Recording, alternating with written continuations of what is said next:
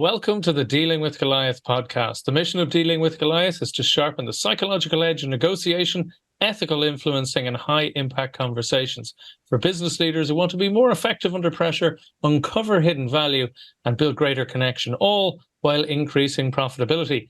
This is the short-form espresso shot of Insight podcast interview to boost business performance using our 5 questions in around about 15 to 20 minutes format. My guest today is Lloyed Lobo, an entrepreneur and podcast host who experienced the strength of community firsthand as a young refugee during the Gulf War. He co-founded boasts.ai, a fintech platform that reached 8-figure revenue using a community-led growth model and secured over $100 million in capital. He also co-founded Traction, empowering over 100,000 innovators with connections and capital. Lloyd is the author of From Grassroots to Greatness, a book that offers tactical advice on building iconic brands and quickly topped Amazon's new release charts in startups and business technology. He's been featured in Fox Business, TechCrunch, and Forbes, to name just one of just a very few, and has spoken at high-level events such as SaaStr, Entrepreneurs on Fire, and many, many others. So that was an abbreviation of all the things we could have said to introduce you there, Lloyd. So hopefully that was okay. Welcome to the show. It's fantastic to have you on. Thank you for that fantastic intro. The intro can just be literally a few words because we're going to get into the meat of it in this conversation. And you've been a great host to many others, and I'm really, really stoked for this. Thanks for inviting me. Well, thanks very kindly. Thanks kindly for coming on, because I really loved so much about what you were doing, Lloyd. And we were just talking about that before we were actually getting into it already, before hitting record there. So just, who's your ideal client and what's the biggest challenge that they face? Definitely. So the ideal client for me, when we started our company, Boast AI, which is a fintech platform that provides innovative companies with money to build products.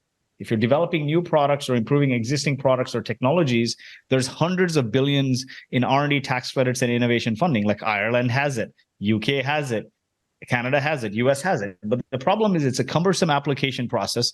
It's prone to frustrating audits, and receiving the money takes a long time. So we said we'll automate that process by collecting that data from your systems, your technical data, your financial data, stitch it together and apply for it and make sure you get the money. And guess what? You don't have to wait till the government pays it to you. We also have a $100 million fund that will give you that money now as you're doing your R&D, and then collect it from the back end from the government. So our ideal customer was any company that's developing new products or improving existing products. Now, what's really interesting and how that shaped was, when we started the company, we picked up the phone and we started calling all kinds of companies because we didn't have an ideal customer, right? So we started calling manufacturing and oil and gas and construction, and nobody would talk to us. Nobody would. People are like, who are you guys? And 2 guys I'd never heard of. You're saying, give me your technical data and I'll give you money from the government, and it won't cost you anything. It's free money. There's no interest. It sounds dodgy, yeah. It sounds dodgy. Or if they knew about it, they're like, why won't I work with my big 4 accounting firm? Like, why work with 2 unknown guys? And so the evolution from there is what shaped our journey, because I think desperate times call for desperate measures, and necessity is the mother of all inventions. And what came out of that learning is why we exist today, why the company became successful, why I ended up writing a book, why I am able to sit in Dubai and take a break for a little bit. And all of it is rooted in community. Community is so much. And this is one of the things that I loved about it, as you said, because so much of your principles float around community. So can you go into, you did a whole research. It was clearly a passion of yours for the last few years. So can you tell us more about that? Yeah, definitely. So I'll tell you what led me to the book firstly, right? So I spent my childhood summers in the slums of Mumbai. My mom grew up in the slums of Mumbai, and I was born in Kuwait. My parents, Indian families, a lot of the times back in the day would work in the Middle East for better prospects. And so I was born in Kuwait, but I spent my childhood summers in the slums of Mumbai. My fondest childhood memories were there. Watching TV was communal. Eating food was communal. ponds would or puddles would turn into ponds and we'd be swimming in it together. Even going to the bathroom, man, was communal, right? Like, because they didn't have a toilet in the house. And every summer when I'd go back, I'd cry. Then a few years later, the Gulf War hit in Kuwait, and it was catastrophe, right? So there's no internet, there's no phones at the time. You weren't sure if you're going to live or die. The security has lapsed. And I experienced as a 8, 9-year-old kid the power of community, the largest grassroots movement that evacuated the people to safety. And as a little kid, I felt so strongly aligned to that purpose that I felt like a little Rambo alongside my dad, right? And that was a time where the first day when I heard the news, we went down the building and everyone just came together to think about solutions, not belabor on the problem. Somebody's like, I'll guard the building from 12 to 6. Somebody else is like, hey, I'll organize food. Somebody else is like, hey, I have extra room if your family is displaced. And every building became a sub-community and communicated with the next, and word of mouth spread, talked to embassies, talked to countries, and created this large evacuation movement, getting people out from Kuwait to Baghdad to Jordan. That was my next experience with community. Then after, years later, I moved to Canada, finished engineering, went into entrepreneurship. My first job in that journey as an engineer was going into sales, because I had asked a lot of people, what's the best skill to learn? And they said communication. And there's no job on the planet which will force you to communicate day in, day out more than sales. If you want to get good at something, put yourself in an environment that forces you to do that something day in, day out. And I didn't want to do like a typical engineer job, because these two things were driving my childhood, right? The community, like I wanted to do something that brings people together, and the entrepreneurial spirit, which today we talk about entrepreneurship as a way to making money, but really entrepreneurial spirit is about taking an idea to execution and impact while dealing with extreme risk and uncertainty. And that extreme risk and uncertainty, I had the flavor for it from being a part of that Gulf War and working alongside people, and the rush of like, oh, is it going to work out? Is it not? Oh, this camp is not here, and we got to go to the next place, and supplies don't exist. It was a lot of rush, and I felt that. And so I went into sales. Now I needed to learn about sales. That was a time, I think 2005 or 6. I didn't know anything about sales. And everything I learned about sales and marketing at that time were through sales communities. I joined the HubSpot inbound marketing community, went to their events, learned about how to create websites, learned about SEO, learned about sales techniques, and that became my community. Then when we started Boast, and we started dialing into manufacturing and oil and gas and construction, nobody would talk to us. So we started going to startup events, and we found our tribe. We felt like other founders are our tribe because they're also at the same spot as us trying to learn. And so we created a community for founders, for innovators who could get access to the money and the know-how to build successful companies. And that became my tribe until late 2020, we sold half the company. And shortly, a few months after, I departed the day-to-day. Now, what happened when I departed the day-to-day of the company is I ended up depressed. I didn't realize this. All my life, I was surrounded by community. And the one time I came into money, all my life I was also poor, meaning relying on my wife to pay the bills. She's a doctor, never had a job that paid enough, especially living in Silicon Valley. And now I came into money. I've hit like this definition of success from my parents, from society, but I'm depressed. And I started going from place to place, visiting different cities, catching up with friends, and they thought I was crazy. And I think things came to a halt when I was in Romania speaking at a conference, and now there's a conference speaker retreat, after conference speaker retreat, and we're in Bucharest 4 hours in the boonies. And at 2 a.m, everyone's sitting by the pool, and I'm frantically calling for an Uber. And no Uber shows up. And 40 minutes later, finally, like Uber starts ticking, and like we found a car, the Uber comes. And I tell the guys, hey, wait. I go to my room, pack my bags, come down. I book a ticket to Costa Rica, and I tell everyone I'm leaving to Costa Rica. That's how crazy I had gotten. And eventually what got me over my craziness and depression was a fitness community, the Peloton community combined with a few fitness enthusiasts. And so I came up on all this free time, and I realized looking back that the only time I had everything financially, I ended up depressed. It was because I left the day-to-day of the company that was built on community ethos, and I felt I lost my tribe. And I started running around from place to place. And I said, it's never the money in your bank. It's the people around your tombstone that matter. It's not the journey, right? We say it's the journey, it's not the destination. It's neither the journey nor it's the destination. It's the companions that matter the most. You could be on a crappy journey on the way to hell, but great companions make it memorable. You could be sipping champagne in a chateau in Paris and feel suffocated and not want to be there. And so I started this exercise and said, you know what? The thing I'm passionate about and my DNA is community. Can I leverage this learning to uncover similar learnings from some of the most iconic brands out there and perhaps serve it as a business lesson to people that the only way to build an enduring company is through people, through the power of people, not technologies, right? Because yesterday's innovation is always tomorrow's commodity. You see, a perfect example is Harley Davidson. In the 80s, almost went bankrupt when the Japanese manufacturers came in building motorbikes. What Harley did was ingenious. They went and made community a company strategy, not a marketing strategy. The president had direct oversight. Everyone was required to go out there and create rider clubs. Employees became riders, riders became employees. Over time, they created a movement to save Harley, but they created several movements to donate to breast cancer and autism, bike rallies, rituals around coming together through the camaraderie of ridership, right? And then leveraging those rallies to create impact. And today, Harley is a brand that people tattoo on their bodies. It's an iconic brand, right? It's a legendary brand. But the same thing goes for any piece of technology, man. And like, we don't say internet company anymore like we did in 2000. We don't say social company. We don't say cloud company. We don't say mobile company anymore, right?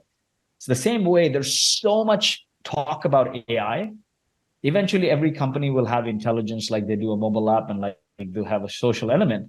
And so if yesterday's innovation always becomes tomorrow's commodity, the key learning was, if you build a community, you won't become a commodity. And that was true for all the brands. And coming from me, I thought the message would make sense. One, because built an AI company that's done well, leveraging the power of community. So one thing, like before we proceed, as I talked to 1,000 or so people, rewatched all the content we had produced over the last 7 years on our YouTube channel, and looked into the guts of all these iconic brands, I found something very interesting. Every seemingly small, obscure idea that eventually became a global phenomenon had 4 stages in common. From Christianity to CrossFit, every small idea that became a global phenomenon. It's quite a comparison, yeah. it had 4 stages. And so rather than making the book about 4 stages, I distilled it into 13 rules that will help you navigate those 4 stages. But stage 1 is people listen to you, like, listen to your podcast or buy your product. You have an audience.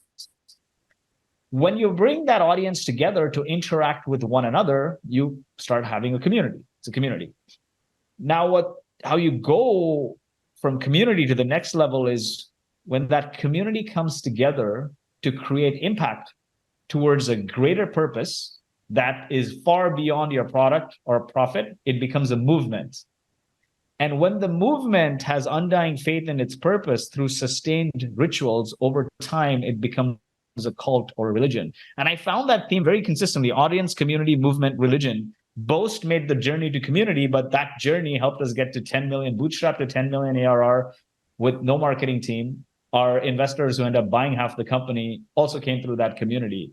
And hopefully someday we'll have the opportunity to build a movement and cult-like status, but it's a long journey. When you look at another company like Atlassian, Australian tech company, they are worth 40 billion. Last year, their community self-organized 5,000 events. How insane is that? It's incredible. And it's a product, it's a tech product, and their community self-organized 5,000 events, which tells me that you have 5,000 super fans who will go out there and put their name on the line to bring your customers together. And that touched like 500,000 people. And so that is the value of community that you can build, going from an audience to creating sustainable rituals that over time takes you to cult-like status. Amazing. There's so much. I didn't want to interrupt you there, Lloyd, because you were in a great flow, and I was captivated by your thinking, by your story. There's so many things to unpack there, but I particularly love the narrative, the story in your head, as you said, from being a kid, embracing that sense of community, that sense of connection. The first thing that came to mind was the three things people need to be happy at work are a sense of purpose, a sense of autonomy, and most of all, a sense of connection. And, when you have workplaces that people love to work in, it's big part is the connection. How many times do you hear, oh, how's the new job? Oh, good. What are the people like? Oh, they're great. That person's going to be fine. Right? It's the other way. The job's okay. The job's good. How's the people? Oh, not so great. So I forget about it. Leave now. Right. But I love the way you also bring in the AI, and it's such a, the love and fear. Even people who think it's the best thing since sliced bread, like it's going to do the best thing for humanity, there's still a slight fear around it. But I love the way you're bringing that in, but saying this is the way you get ahead with AI. AI is a tool, you use it, but it's to enhance, it's to free us to build community, to build connection. Right? It's this great opportunity that we're just at the cusp of. Exactly. And that's what people miss, right? They think every technology is going to kill human to human connection. But if you look at every single phenomena that has lasted and endured over time, it's built on human to human connection. I'll give you an example. For all the AI that exists that helps you create faster, better, you still need humans in the loop for last mile. I've experienced it. That's building an AI company. But what's even more interesting is look at the marketing trends. When you see brand engagement is going down, right? You can fuel a brand with all kinds of tech and get it to auto push, but brand engagement is going down. Person to person engagement is going up. TikTok, Insta, LinkedIn, just look at the stats. Human to human interaction versus human to brand interaction. It's a night and day. You're in your personal time or in your business time, you're engaging more with other people's content. They may or may not use AI, but there's human connection there. Connection, right? Communication is the rails of our communities, of our society, of the world we live in. Without the way to communicate, you can't connect. And without connecting, you just have an empty room. You don't have an audience, let alone a community. So how do you drive that communication? Not through bots, it's through humans. Absolutely. Absolutely. I was reminded of the metaphor which I keep thinking of when I hear AI and people are saying, oh, we need to be careful with AI. And we probably do in a lot of ways, but it's like the birth of photography, 150 years ago, where half the people, or more than half the people said, oh, that's painting dead, right? Because photos will just do everything better and instantly and much easier, right? But the other half people said, no, no, no, this is where finally we can be free as artists, as painters, that we don't have to try and replicate a photograph. We can bring it to far more interesting places, right? And I think this is similar, is that we're doing an awful lot of any sort of task that can be put into an AI to do. We're now free from that task to a greater or lesser degree. So what are we best at as humans? At creativity, at connection, at community. So I'm loving where you're going with this. I'm loving where you're going. So tell us, because most of my stuff, to be honest, Lloyd, most of my stuff is kind of connection in terms of one-to-one or one-to-few rather than community-wide. But I think the same principles are operating there. The same principles of giving, of reciprocity, of building relationships, of speaking in terms of the other person, all exist, right? If you do it one-to-one, you can do it one-to-many. So the interesting learning was, like I said, when we started the company, we were calling all kinds of people and nobody would talk to us, the bigger companies, manufacturing, construction, etc. So we said, step 2 is let's go and start attending these people's events. Let's see if we can build connection. And there's in negotiation also, there's this thing about likeness, right? If you're similar to somebody, it's easier to negotiate, it's easier to build a bond. And we just couldn't because we weren't really like them and we were just starting out, right? We looked like guys who were threw on a bunch of suit jackets on top of their hoodies or their pajamas, and they were so sophisticated. It was nice and day. And so we said, someday we'll tackle this market, but this is not the market we tackle now. There was a key learning there. Anytime you want to figure out a market you want to tackle, you need a few things.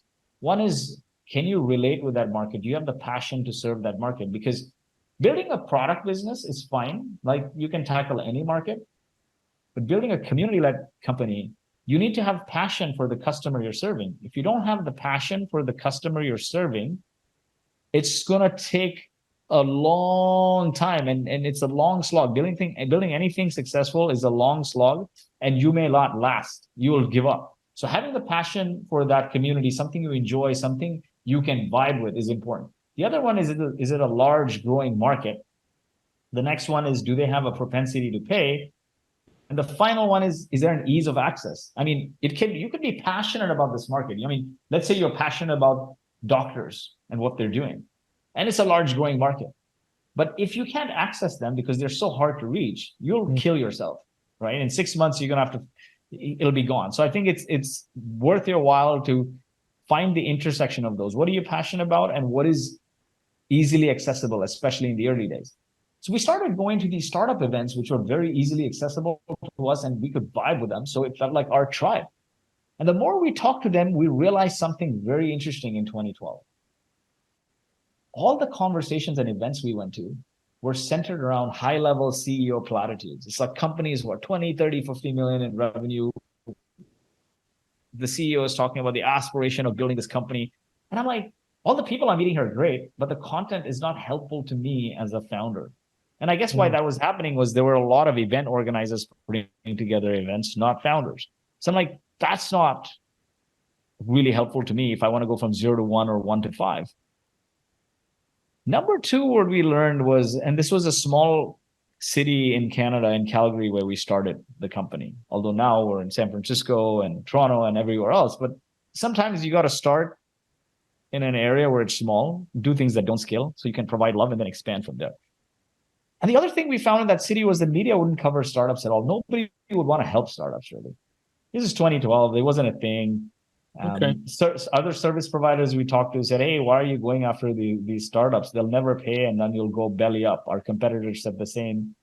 And I'm like, if you don't want to help them, and your customers are ones who won't talk to us, we only have to serve our kind, because we're the same ideal customer profile.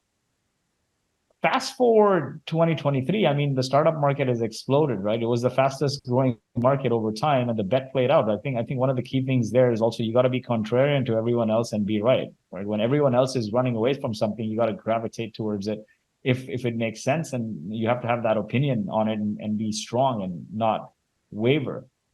So the media wasn't covering them. And we found two opportunities now. We've two guys with an obscure website, no SEO, no social proof.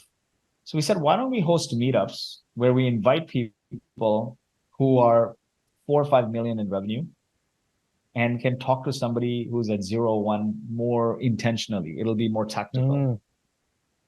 And so the first meetup we did, 10 people showed up, and the message went from buying my stuff to say, hey, we're hosting an event inviting the CEO of X who's hit 5 million in revenue. They're going to talk tactically about how they got their first 10 customers and first investment.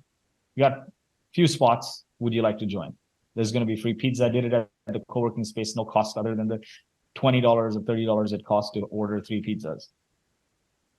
And the next one, like 20 people showed up, and 25, and more people showed up every time we hosted those events. And one day we had an event where 200 people came to the co-working space. And now the guys running the co-working space are like, this is not a meetup anymore. Yeah, this is a full-blown conference kind of thing you're running. And you can't do it here. I mean, you go and get a venue and everything. You don't hijack our AV and stuff like that.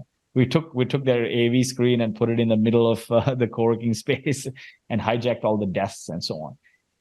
At the same time, what we did was we reached out to the local newspaper and said, hey, can you give us a column? We'll cover startups. And they're like, no, it's not a market we cover, and whatever kind of thing, right? And so what I did was I reached out to some second-tier blogs, tech blogs, and asked them for a column, covered a few founders, shared it with them, and a founder, when covered, will go and socialize it with all their family. That thing got like a few hundred tweets, retweets, likes. Went back to the newspaper and said, "Hey, see this column? It's performed really well." He was so amazed with the traffic it got and the shares. I'm like, "I can do this for your blog every week." And I pointed out that all the other blogs are not getting that kind of retweets and shares. So social proof again, and trying to goad him into some FOMO. He said, "Fine, I'll give you a blog." And instead of covering random startup advice, I just called the blog Startup of the Week, because I thought, like, what would drive shareability? Startup of the Week, feature the company.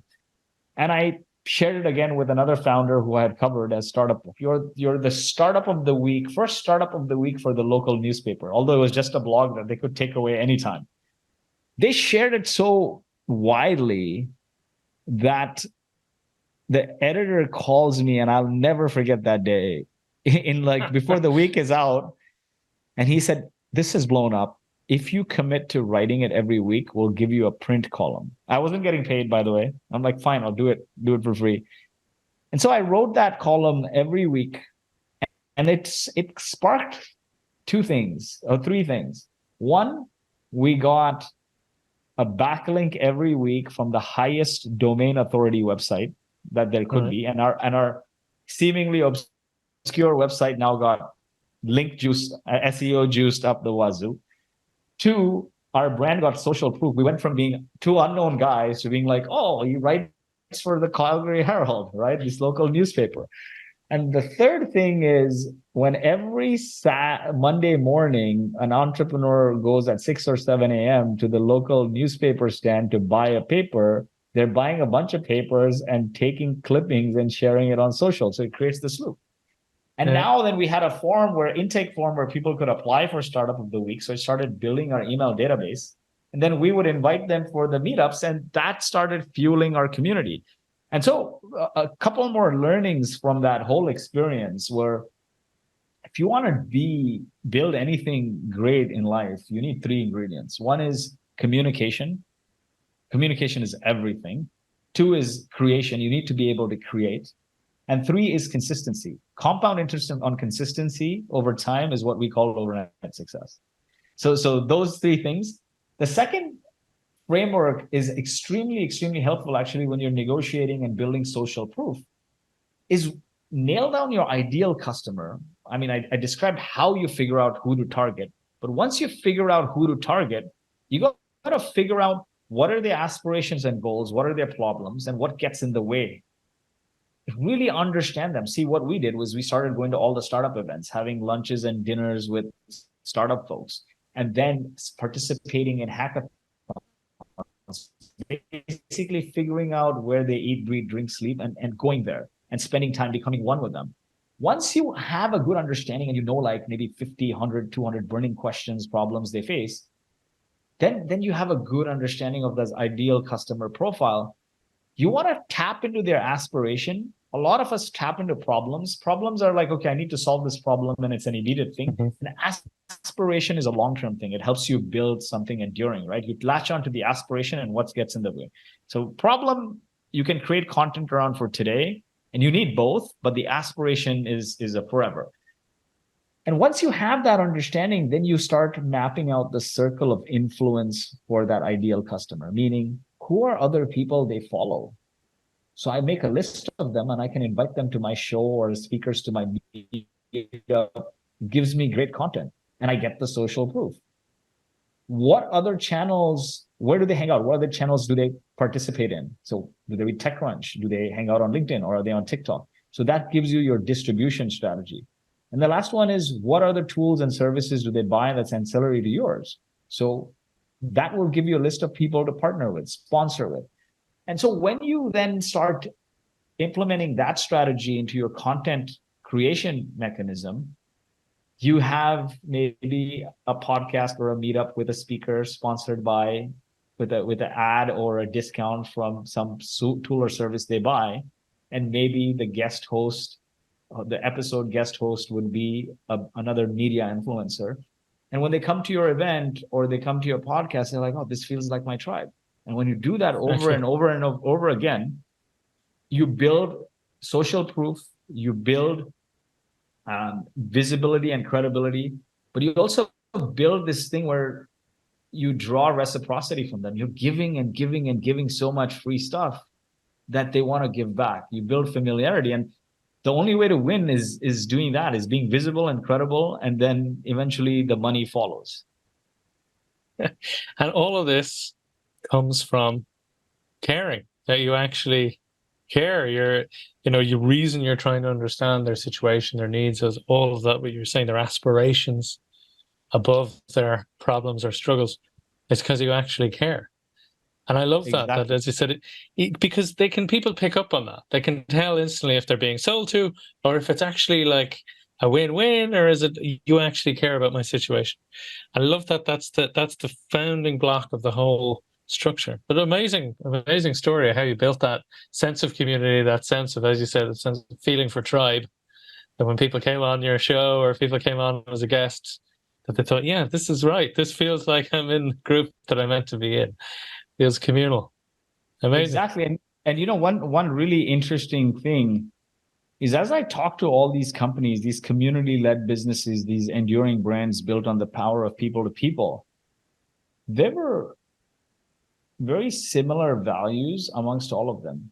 Every company needs to have an enduring purpose to be community-led, and in addition to a vision, a mission, and values. Now, you can have any number of values that's important to the founders in the early days, and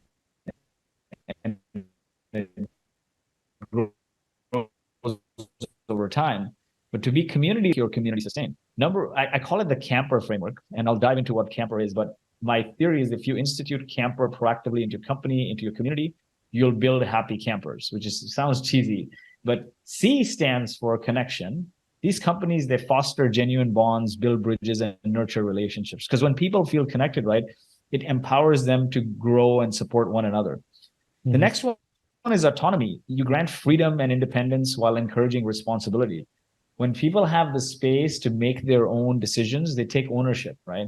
And nobody wants to be micromanagement, let alone in a community-led business, is a marathon of the heart and mind, right? It's a labor of love. So when you're getting people to volunteer and everything, and you try to control them, they check out.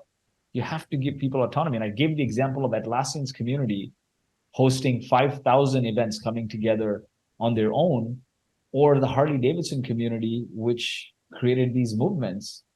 If they didn't have the autonomy and you said, oh, these are our brand guidelines and you can't put the logo here and you got to take our permission before you host the event, do you think any of this would happen? Probably not, right? Of course not. Yeah, so the autonomy is key. The next one is mastery. They enable the people to hone skills, expand knowledge, and pursue excellence. When you help people become experts in their field, they grow. They drive growth for your community. More importantly, they inspire others also to reach their full potential. And so you got to help them become masters.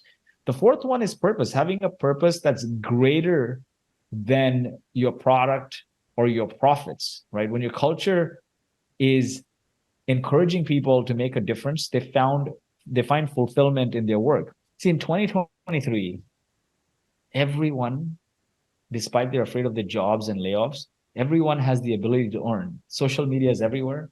I can go on Upwork and get a gig. I can go on Fiverr and get a gig. I can drive an Uber. I can basically relocate to a cheaper place, as silly as it may sound, and I can do some consulting gigs and make a living and pay less tax and live happier.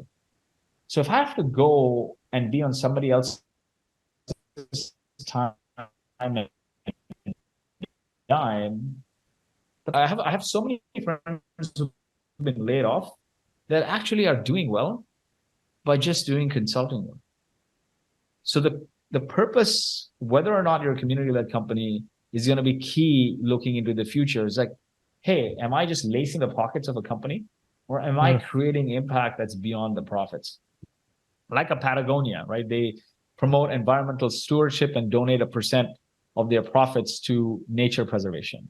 The fifth one is energy. They create great energy and enthusiasm. And when your culture is full of that lively energy, people want to jump out of their seats and do something, right? You look at some of the biggest movements and iconic brands, it's built on energy. If there's no energy, you check out. Right? You might go to a conference and you may meet the best people and have the best food, learned the best content, but then a speaker comes out and just drains the energy, and everyone, you find them now in the hallway, right? And you need imagine zest. The energy, the zest is key. Yeah, absolutely. And imagine now if every talk in a community event is like that, then people will no longer come, right? The energy is key. And then the last one is recognition. I can't say this enough. We're in a human to human world, and for the foreseeable future will be, until we live in a world where robots are buying from robots, humans will continue to rule the world. And the best way to make people keep coming back for more and more beyond like connection, autonomy, mastery, purpose, energy is actually recognition. When you celebrate achievements, no matter how big or small, and value the unique strengths each individual brings to the table, you will have people who go from loving you to like being unstoppable for you. Absolutely. It's, I tell my clients it's about that sense of appreciation, which is that recognition, right? That's where people then really feel the connection. You feel respected, you feel even loved, appreciated, recognized. Absolutely. Spot on. Well, look, Lloyd, it's been absolutely fantastic talking with you. So where can listeners learn more about you? When can they get your book? Definitely. So I'm active on LinkedIn, Lloyed Lobo, Lloyed, Lobo. And my book will be on from grassroots to greatness.com. We've designed it with some love, and the book is colored. So even if you don't want to buy the digital, you can get you can get the sort of collectible version if you want to just gift it to people or whatnot, right? Awesome. But Real I wanted it to be I wanted it to be accessible to all. That's why I put it up for 99 cents. Now people will ask, why don't you make it free? Yeah, when you make it free, what happens is it's on me to distribute it, right? And spam people. When it's 99 cents, every review on Amazon becomes a verified review and the word spreads. So the digital copy is on Amazon for 99 cents. And if you want the hardcover, you can get it on Amazon as well. And it'll have an accompanying Notion book with templates for each chapters. Each of the chapters with like details on how do you actually create the thing from A to Z, and we'll go academic on it. And the book is meant to be talking through the frameworks with stories. So a lot more stories. So even my 9-year-old could read it.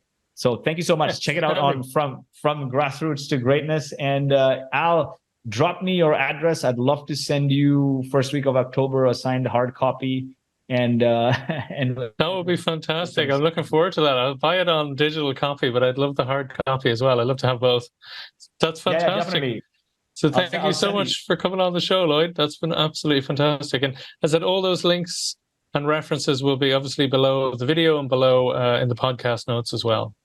Definitely. This book actually closes a big chapter of my life. When I was starting my career as a kid, a lot of people told my mom, your son will amount to nothing. He's a bum. And, I don't have a master's degree. I barely made it. I didn't finish high school, and I finagled myself into engineering. It's a long story for another day. And, just bumbled around startup to startup that failed. And one day my mom asked me, when actually I married my childhood sweetheart, but before the wedding, my mother-in-law said the same to my mom, that, I'm worried that my daughter is a doctor, both my kids are doctors, your son's been a part of companies that are shutting down. I feel like he's going to survive off my daughter and he'll never amount to anything.